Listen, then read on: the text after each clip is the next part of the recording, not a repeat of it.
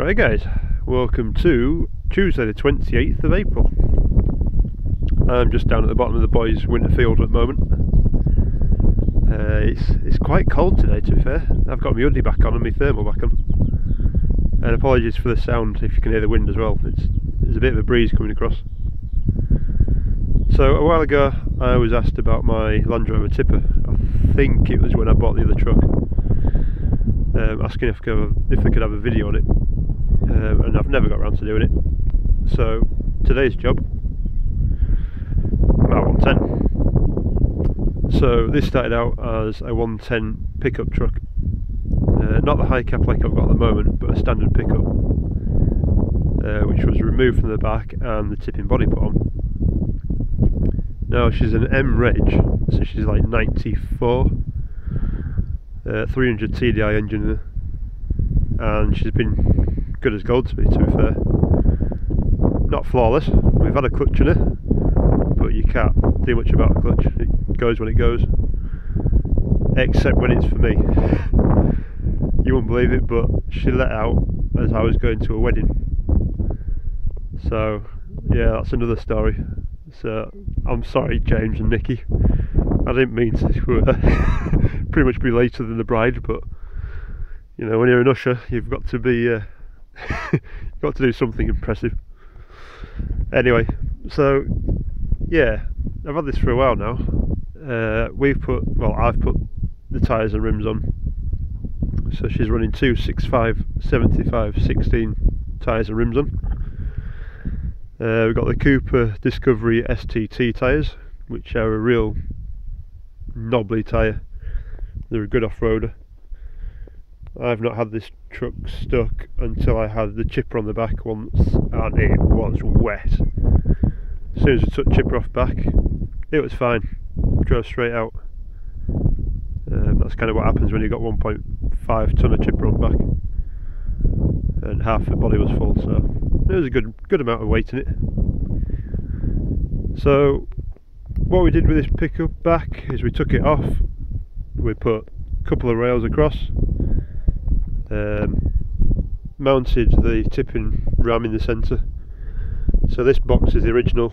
This is what we've added with the extra struts across for the bearing blocks, and added the tipper part at the back of it, the hinge at the back. We've also put heavy duty shocks and springs on. The springs were the heaviest ones I could find at the time, and the shocks I think are a heavy duty as well, and I can't remember which brand they were. So we put in a electric tipping gear on it, as you can see here. This is a off-the-shelf bought tipping gear. It's kind of the same as the one that you find on transits, and plumbed it into the cab.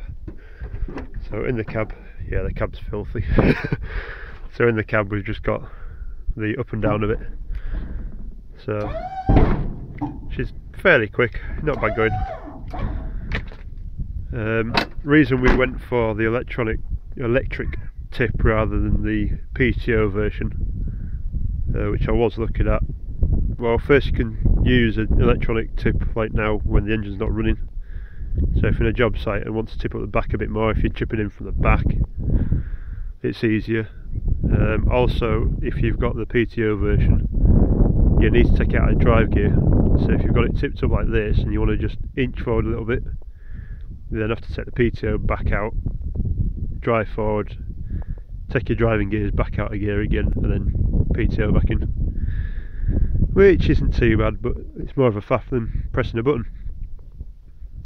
So that's the underframe, well supported, never had a problem with that.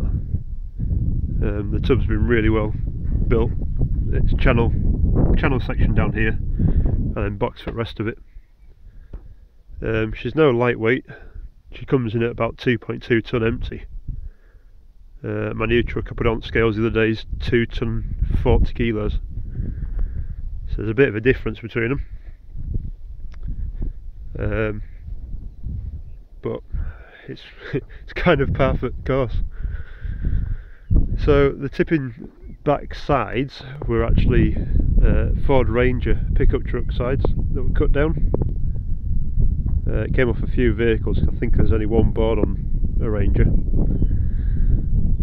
So yeah, they were chopped down. The bottom panel on this side and the other side can just be folded down as shown.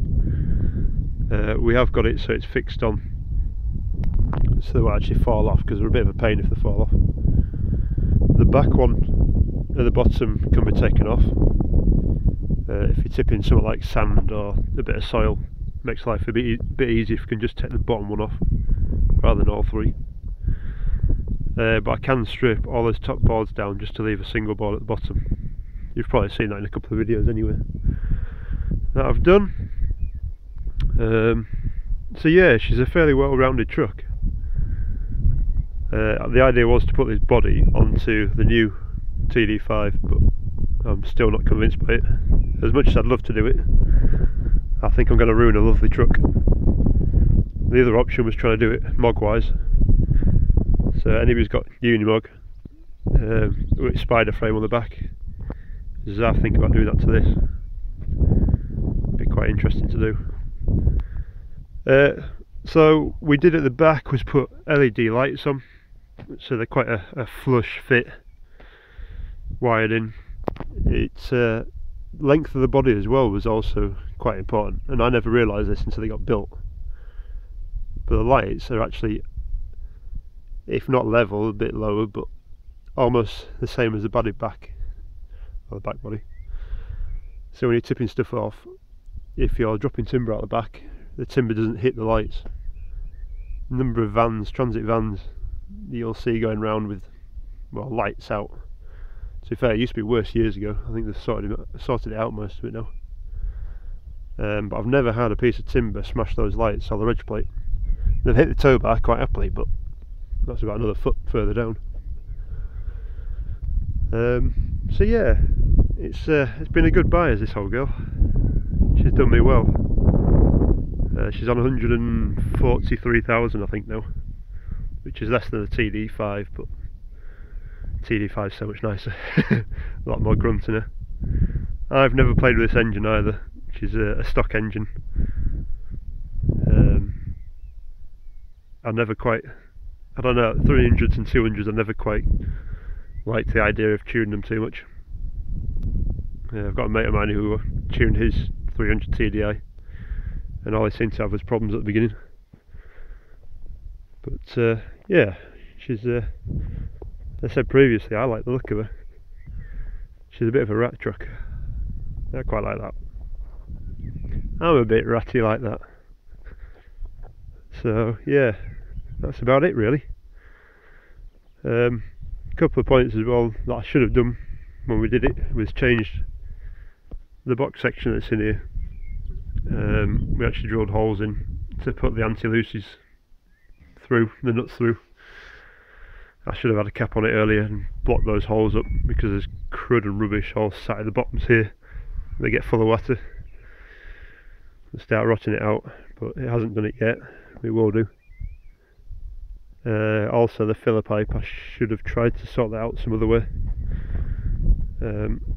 It's quite a low angle, so if you tank it up and fill the diesel tank right up, it does actually drip out. So the most I could do was about half a tank of diesel before it started coming out, which is a bit of a pain in the ass. But yeah, let's say I put about 40 or 50,000 miles on it, and on those tyres. She's been down to Lama a couple of years back. Did alright, trucked at 60 out with her and got me home, so happy days. Yeah, I think that's about it with it really. Not much else I could really say. I'm going to have to sell her, she's going to have to go because I can't have two trucks. It'd be kind of sad to see her go. So if you've got any questions on her, want to know anything else about her, just put it in the comments below and I'll try and get back to you. And talking about the comments, YouTube doesn't seem to be telling me when I'm getting comments left on videos. So apologies if you have left a message or a comment and I've not got back to you. I am trying to go back through the videos to see if there is anything there. So if there is anything, just let me know and I'll try and get back to you as quick as I can. Right guys, I'm going to leave it there. I'm off for some lunch. Catch you later. Cheers. Bye.